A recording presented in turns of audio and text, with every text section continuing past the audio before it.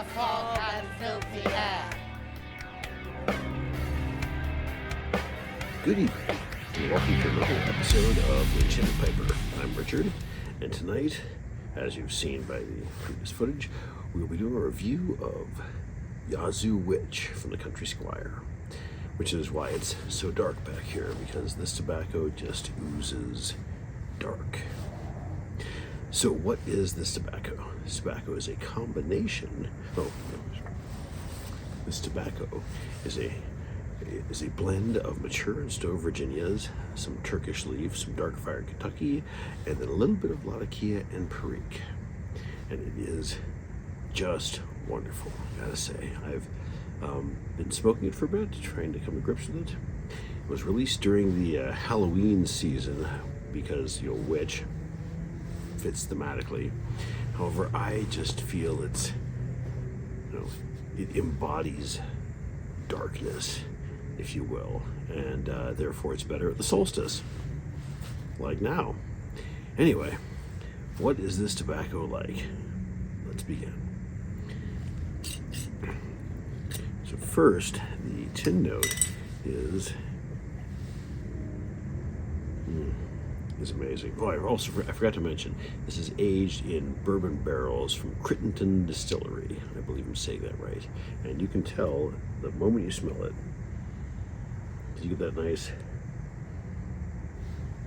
especially when you pop the top after it's been sitting for a little bit, you get a nice vanilla and caramel from the bourbon barrel that it's been aged in. Once that initial smell goes away, there's quite a, well, it doesn't really go, it's more subdued, but there's definitely a sort of grassy sort of hay smell that comes up after that, and some the ripe red fruit from the Scotch blends, single malt Scotch nosing oeuvre. So it smells maybe raisin,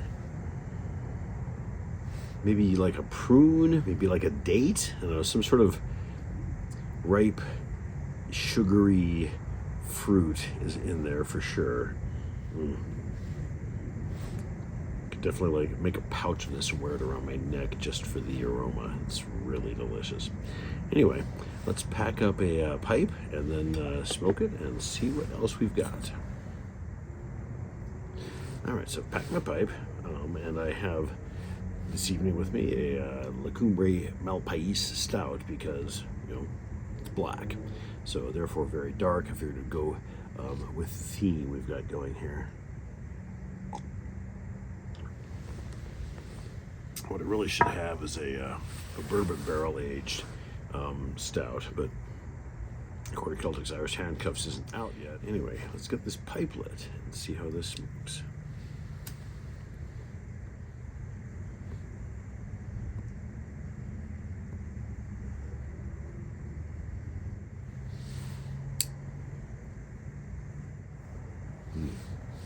Right after that charring light, the sweetness is evident. There's definitely a lot of that caramel.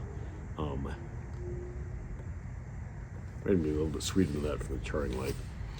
It's quite a pronounced sweetness. It's really super tasty. I'm saying it's more than vanilla and caramel flavor. That's I'm going to say is holdover from that bourbon barrel, but also from those mature Virginias. It's really tasty. I will say one thing about this tobacco is that you need to smoke it slow and cool. And from experience, it will tell you if you are not smoking it slow enough. It tends to be a fault of mine. I tend to, rush things a bit. And if your pipe gets too hot, the flavor will start to change, and it will tell you, hey, you need to take a break here and ease back into it to get the full flavor repertoire of this tobacco. There's still that sweetness there. It's got a flavor that's kind of like like tanned leather, another thing that shows up in Scotch tasting a lot. It's got that sweet, that good caramel sweetness.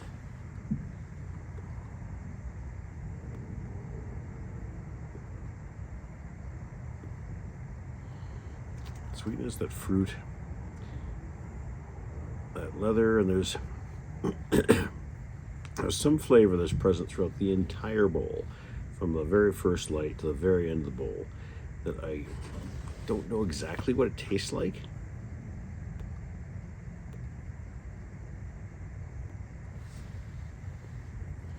It's probably a result of the Perique and the Turkish, but it's I don't know, it's like a spicy fruit a little bit. It's not like spicy like hot, but like, I don't know, like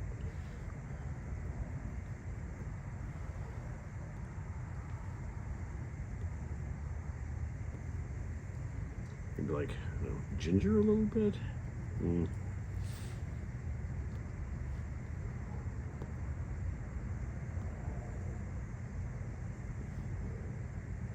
It's a mysterious flavor that I just can't quite pin down. It is absolutely wonderful, but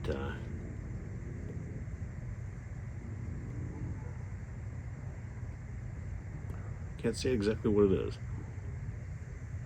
This is definitely a really well-balanced, complex tobacco. Like, there's no one standout flavor anywhere.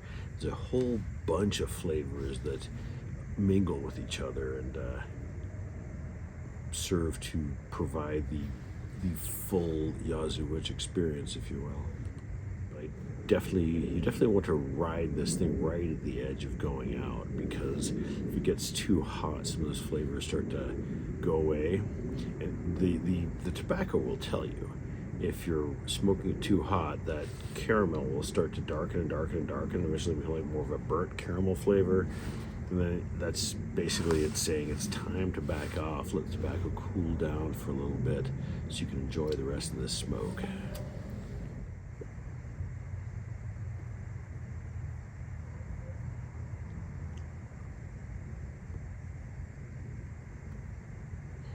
Maybe it's like a dried orange? I don't know. It's like a little citrusy, a little spicy, a little sweet.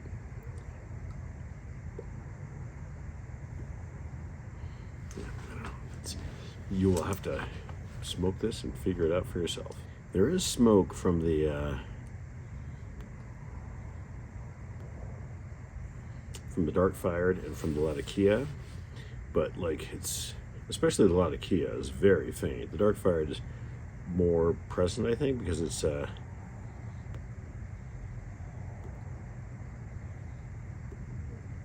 that sweeter smoke that you get with that. The Country Squire website describes this as like smoking a barbecue sauce, which I don't really see.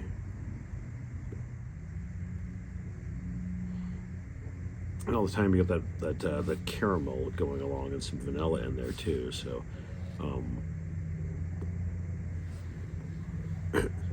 not sure how much, that I'm following their barbecue sauce metaphor, but what do I know?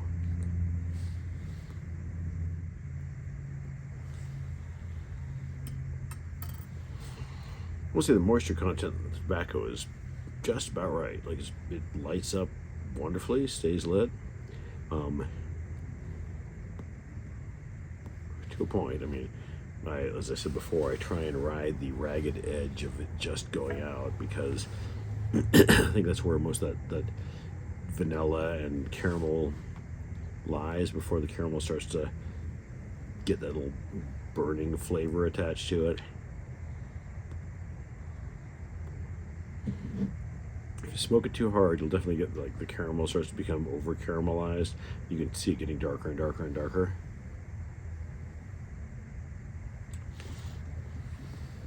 Well, not see it, you can taste it getting darker and darker and darker.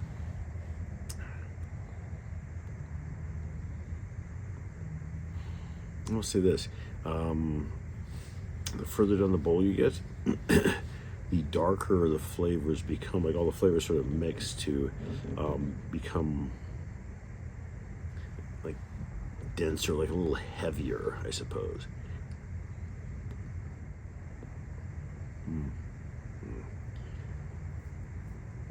That's very, very good.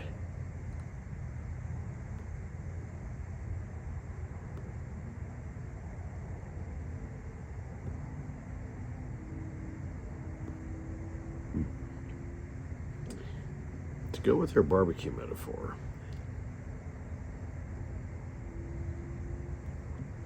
I think that as you get towards the bottom of the bowl, and those flavors start to sort of coalesce. Well, coalesce is the wrong word, because I'll see like they just form into one flavor, which they totally don't. But they all become darker and a little bit heavier. So you have that caramel flavor, and the vanilla flavor, and like the smoke that's in there a little bit. And it starts to get a little bit of a flavor, like a good like spice rub on a pork shoulder, not just like salt and pepper, but something with like some brown sugar in it that's going to caramelize. So by the time you are done smoking that pork butt, you have that good bark on there, that's sweet and a little spicy, a little burnt, you know.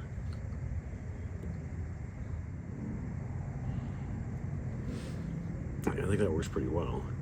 That mysterious flavor that I keep trying to pin down is definitely not pork, though.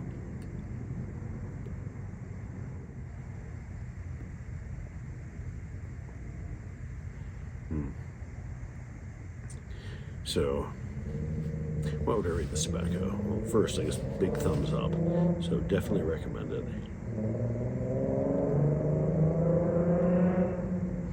Got some? Congratulations. If you don't have some, next year I think you should try and get some. If we're doing, let's say, a 5-star scale, 4.5.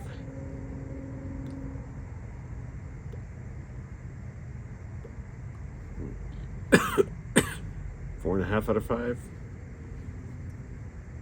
4.7 out of 5, maybe. I don't know. I really like it a lot. Like I said, it's not my absolute favorite, you know, which would be a 5 out of 5, I suppose. I mean, there's nothing wrong with it, certainly. There's no big faults.